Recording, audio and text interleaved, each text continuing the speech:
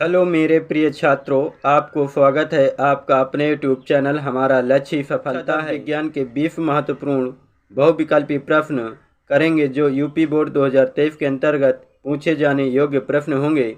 इस वीडियो को आप अंत तक देखिएगा।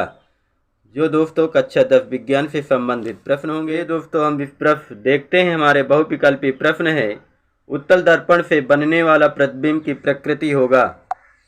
उत्तल दर्पण से बनने वाला प्रतिबिंब की प्रकृति होगा। जो 4 विकल्प दिया गया है, वास्तविक सीधा, आभासी व सीधा, आभासी उल्टा, वास्तविक उल्टा।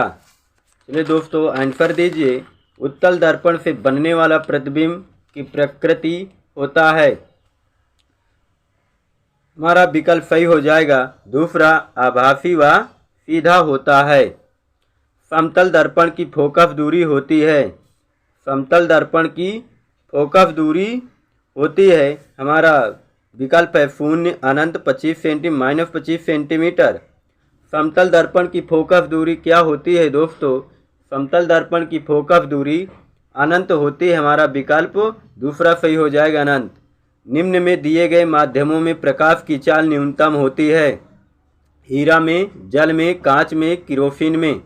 निम्न में दिए गए माध्यमों में प्रकाश की चाल न्यूनतम होती है। प्रकाश की चाल सघन माध्यम में न्यूनतम होती है, जो ऑप्शन होगा तीसरा, कांच में। कांच में प्रकाश की चाल न्यूनतम होगा।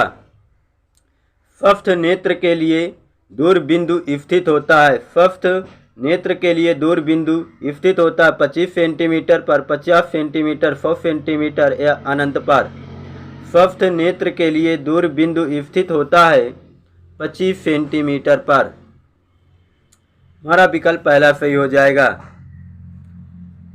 हमारा अगला प्रश्न है, जब श्वेत प्रकाश प्रिज्म से गुजरता है, जब श्वेत प्रकाश प्रिज्म से गुजरता तो सर्वाधिक विचलन होता है। हमारा विकल्प है लाल रंग का, पीले रंग का, बैंगनी रंग का और हरे रंग का। इस प्रश्न का आंसर दीजिए।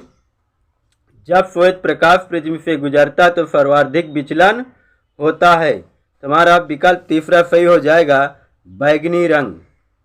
हमारा तीसरा विकल्प सही हो जाएगा, बैंगनी रंग का सर्वाधिक विचलन होता है। हमारा अगला प्रश्न है दोस्तों, हमारा अगला प्रश्न होगा, एक माइक्रो ओम का मान होता है। 1 माइक्रो ओम का मान होता है 10 की पावर -9 ओम, 10 की पावर -6 ओम, 10 की पावर -3 ओम या 1 ओम। 1 माइक्रो ओम का मान होता है, 1 माइक्रो ओम का मान होता है दोस्तों, हमारा विकल्प दूसरा सही हो जाएगा, 10 की पावर -6 ओम। 1 किलोवाट घंटा में जूल की संख्या होगी। 1 किलोवाट घंटा में जूल की संख्या होगी 36 गुणे 10 की पावर -10 5 जूल, 360 जूल, या 3.6 गुणे 10 जूल, या 3.6 गुणे 10 3 जूल।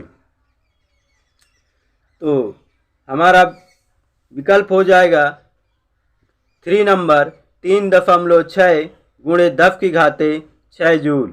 3.6 इसमें हो जाएगा 3.6 गुणे 10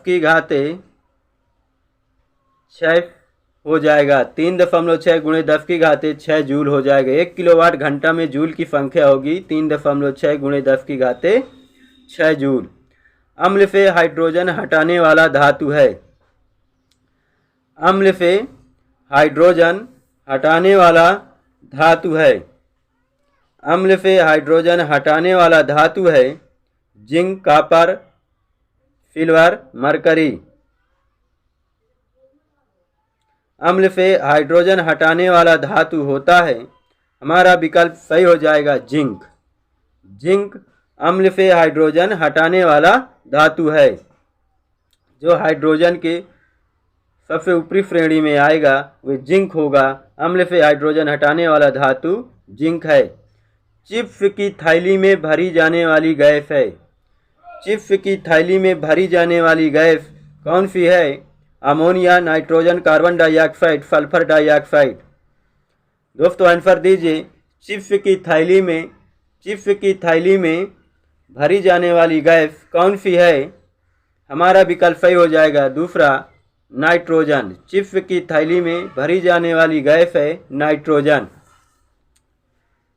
हमारा विकल्प हो जाएगा क्षारीय विलयन का पीएच मान होगा। क्षारीय विलयन का पीएच मान होगा। क्षारीय विलयन का पीएच मान क्या होगा? विकल्प है 0, 7 या 1 से कम या 7 से अधिक। अभी क्षारीय विलयन का पीएच मान जो होगा 7 से अधिक होगा। 7 से अधिक होगा वह क्षारीय विलयन कहलाएगा। निम्नलिखित में अम्लीय लवण है। निम्नलिखित में अम्लीय लवण है तो sodium chloride NaHFO4 Na2SO4 calcium. तो निम्नलिखित में अम्लीय लवण है ख नंबर सोडियम NaHFO4 होगा। अधातु हैं कैल्शियम, बोरान, एल्युमिनियम, सोडियम। अधातु हैं तो अधातु हैं बोरान अधातु है। जिप्ट्रिक है जिसके अंत में यम आए वह धातु कहलाएगा। अधातु होगा बोरान। कैल्कोफाइट अयस्क है। कैल्कोफाइट अयस्क है। हमारा विकल्प है आयोडीन का, आयरन का, सोडियम का, कॉपर का। कैल्कोफाइट अयस्क है। कैल्कोफाइट अयस्क होगा। कैल्कोफाइट अयस्क है आयोडीन का, आयरन का, सोडियम का, कॉपर का। आंसर दीजिए दोस्तों। कैल्कोफाइट अयस्क है। कैल्कोफाइट अयस्क होगा कॉपर का। हमारा विकल्प चौथा सही हो जाएगा। हमारा अगला प्रश्न है पित्त रस का श्रावण होता है। पित्त रस का श्रावण होता है।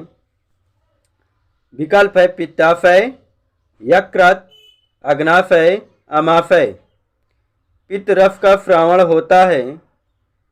पित्त रस का श्रावण होता है किसमें होता है दोस्तों? हमारा विकल्प दूसरा सही हो जाएगा यकृत। पित्त रस का श्रावण होता है यकृत में होता है। ओमैट सम्मुट भाग है। ओमैट सम्मुट भाग है पित्त वाहिनी का, अग्नाशय वाहिनी का। इसमें विकल्प है ओमैट सम्मुट भाग है तो इसमें एक लिख लीजिए वृक्क नलिका। दोस्तों एक विकल्प छूट गया है वृक्क नलिका।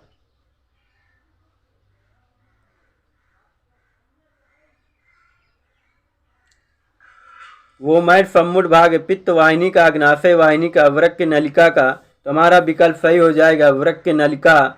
ओमैट सम्मुट भाग है वृक्क नलिका का भाग है। चलिए दोस्तों हमारा अगला प्रश्न होगा। हमारा अगला प्रश्न है देखिए दोस्तों ओमैट सम्मुट भाग है वृक्क नलिका का। इसमें विकल्प दिया गया है घ नंबर चौथा वृक्क नलिका का। जाइगोट में गुणसूत्रों की संख्या होती है। जाइगोट में गुणसूत्रों की संख्या 2x होती है। तीसरा सही है। पुष्प के कितने भाग होते हैं? पुष्प के कितने भाग होते हैं? पुष्प के कितने भाग होते हैं? 3, 4, 5, 6। पुष्प के 4 भाग होते हैं। मानव में भ्रूण को पोषण मिलता है। मानव में भ्रूण को पोषण मिलता है अंडाशय में मिलता है, प्लेसेंटा से, वक्र से, फैलोपियन ट्यूब से। मेरे प्रिय छात्रों मानव में भ्रूण को पोषण मिलता है प्लेसेंटा से।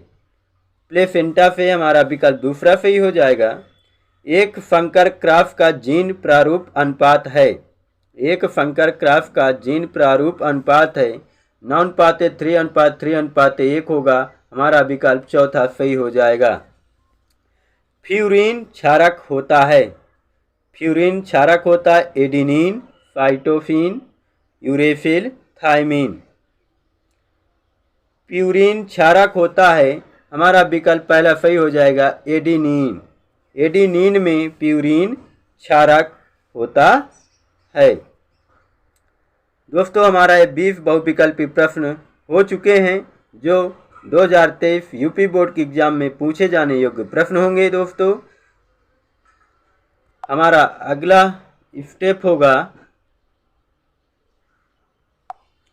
प्रश्न है दोस्तों, इनको आप रट लीजिएगा, देख लीजिएगा। इस प्रश्न को आप काक जनन के महत्व, परागण का एक नामांकित चित्र बनाना है। दोस्तों इन दोस्तों को आप लिख कर याद कर लीजिएगा, जो बहुत इम्पोर्टेंट प्रश्न होंगे, आपके एग्जाम में हेल्पफुल होंगे। दोस्तों सभी प्रश्न महत्वपूर्ण होंगे। दोस्तों ये जो 20 बहुविकल्पी प्रश्न हुए हैं इनको 2-3 बार देखिएगा दोस्तों, जिससे आपका रिवीजन होता रहेगा और याद होता रहेगा। दोस्तों आपको वीडियो अच्छे से पसंद आया हो तो वीडियो को ज़रूर से ज़रूर लाइक कीजिएगा और शेयर भी कीजिएगा अपने दोस्तों के साथ, और चैनल को सब्सक्राइब भी कीजिएगा। चलिए दोस्तों पढ़ते रहिए अच्छे से, आपका उज्जवल भविष्य अच्छे से हो। दोस्तों आप पढ़ाई करिए, बेहतरीन पढ़ते रहिए। 16 फरवरी से आपका एग्ज़ाम शुरू है। दोस्तों अच्छे से पढ़िए। धन्यवाद दोस्तों।